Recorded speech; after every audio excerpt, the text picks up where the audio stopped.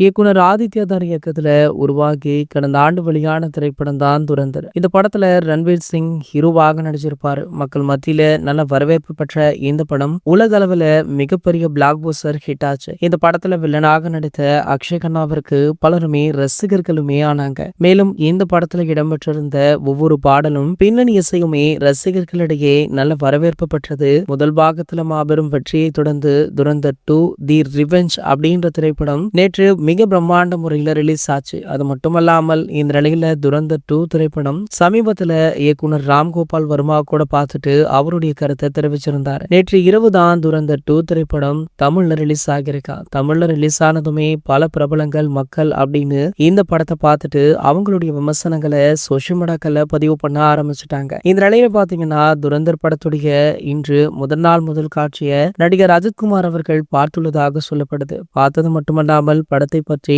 புகழ்ந்து தள்ளியுமே இருக்காரா. மேலும் பாத்தீங்கன்னா இதே போல தமிழிலுமே ஒரு திரைப்படம் உருவாக வேண்டும் அப்படின்னு சொல்லி அவருடைய விருப்பத்தையுமே தெரிவிச்சிருக்காரு. இப்படி துரந்தர் படம் போல ஒரு சப்ஜெக்ட்ல நம்ம ஏகேவர்கள் நடிச்சா எப்படி இருக்கும் அப்படின்ற உங்களுடைய கருத்தை கீழே உள்ள கமெண்ட் செக்ஷன்ல கமெண்ட் பண்ணிட்டு நம்மளுடைய சேனலை மறக்காம சப்ஸ்கிரைப் பண்ணிக்கோங்க.